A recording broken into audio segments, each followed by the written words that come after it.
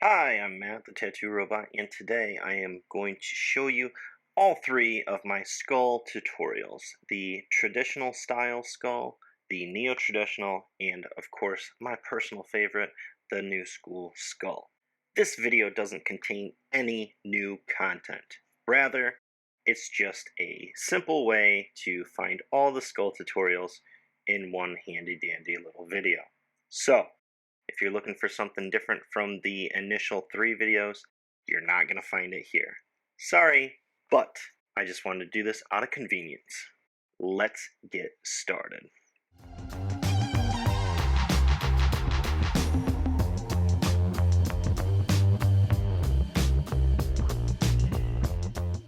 For all three of these skull videos, I'm going to use the same initial sketch. But Matt, why would you do that? Well, I'm glad you asked. The reason is that even though these three skulls will look dramatically different, the same basic principles will be applied. Now let's erase that canvas and get started. If you watched any of my drawings in the past, then you know that I love to start everything with a circle, which is exactly what I did here. Next comes a vertical line, and because this is going to be 3/4 view, it's shifted slightly back and has an arc to it.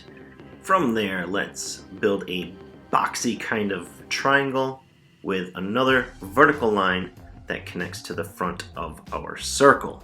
Next, I elongate the skull just a little bit and draw in my eye line. This is the point where the center of my eye sockets will rest. I should probably draw a vertical line representing the center of the face as well, but it's pretty easy to get ahead of yourself when you draw something so often. Next comes the eye sockets, represented by circles, and the nasal cavity. The eyes obviously sit along the eye line that I drew earlier.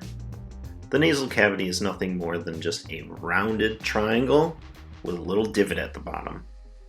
And now we make a little smiley face.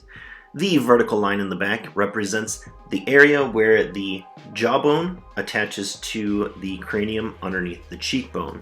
And then that smile line is where the top teeth meet the bottom teeth. And now we get to start refining.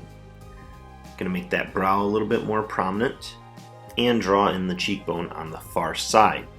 Once that's in there, I draw the near side cheekbone. Front side of the cheekbone, it dips down a little bit.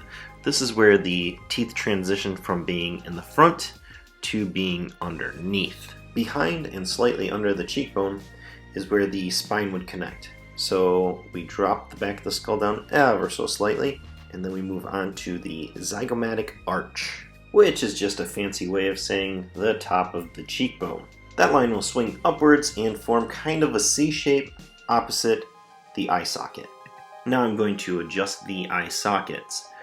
Instead of being just plain old circles, they need to be rounded squares.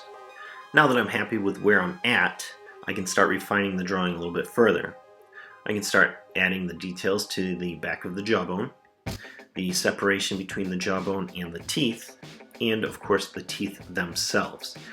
This is about the point that I can change things up based on which style I am currently working in. So this will conclude the generic instruction portion of the video, and we'll move on to the style-specific stuff.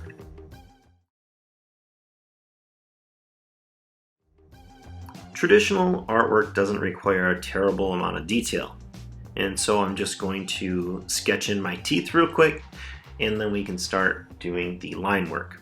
This design will apply the basic principles of what I consider to be traditional artwork.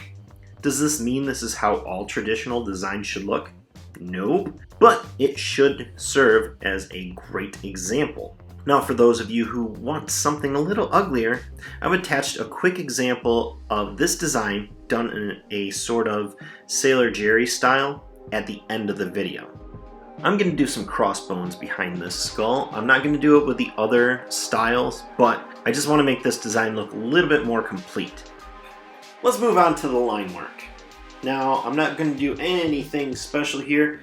I'm just going to do some clean lines with a brush that I made that looks kind of like a micron marker has a slight bleed at the edge, which looks really nice against this parchment paper background that I'm about to drop in.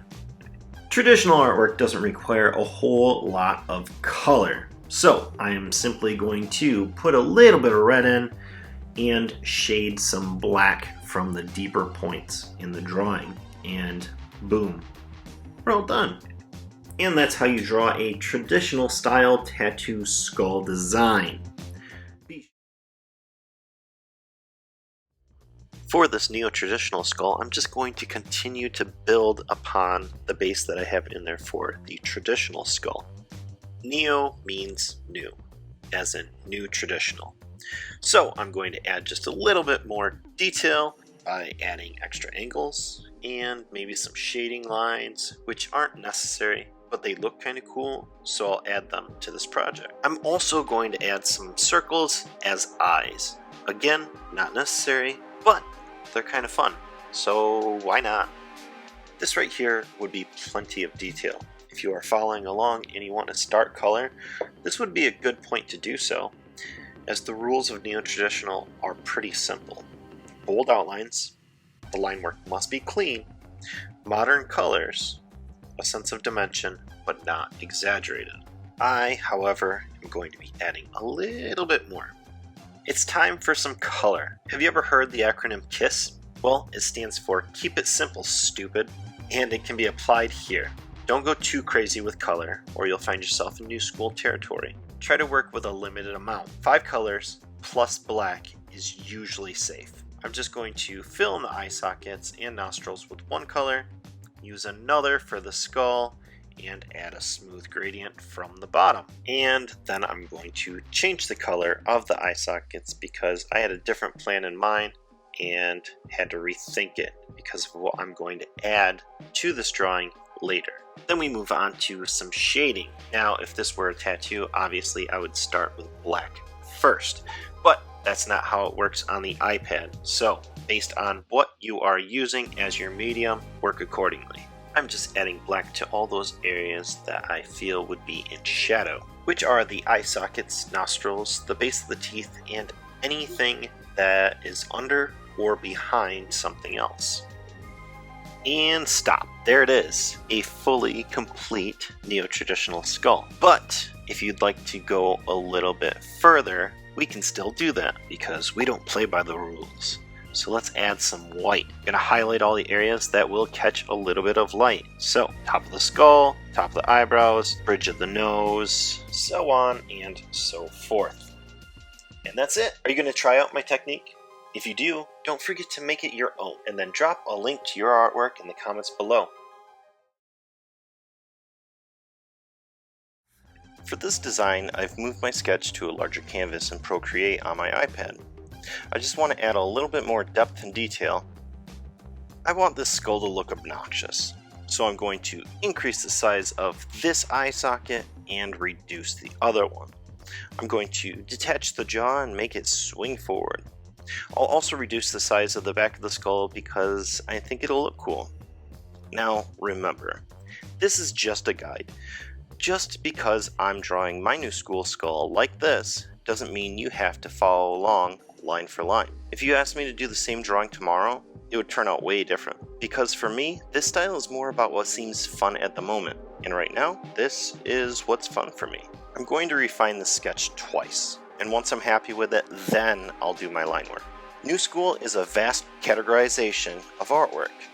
The best way that I can describe it is just exaggerate. Want to give your skull an obnoxiously large eye socket and tiny teeth? Do it. Want to elongate the design and add an S-curve? Do it. There are no rules here. Color bomb it. Add some super thick line work to the foreground and colored line work for the back. If that's what you want to do, get crazy with it. I want my line work to look a little bit wonky, so I'm using a brush that tapers with less pressure. Once I'm done with my lines, I can move on to color. I like to isolate the area I'm going to be working within with my selection tool, so I don't have to worry about going outside of the lines. As you'll notice later, I do overcolor. Sometimes it makes things easier. Then I can just erase to the outside of the target area. I do this because I can get away with it on the iPad. On skin or paper, I would be a little bit more precise and a little less loosey-goosey. My skull is gray, but I could go fluorescent pink if I wanted to. But I'm going to use other parts of the artwork to turn this into a color bomb.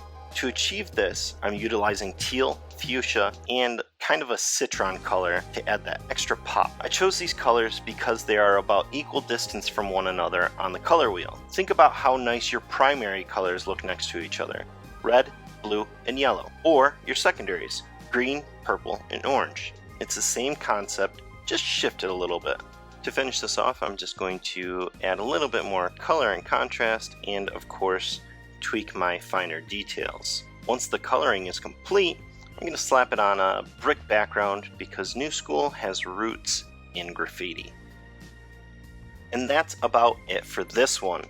I hope that you got something of value from this, and please, if you happen to use my tutorials to draw from, then drop a link in the comments so I can check out your artwork. I'm Matt the Tattoo Robot, thank you for watching, and please like and subscribe.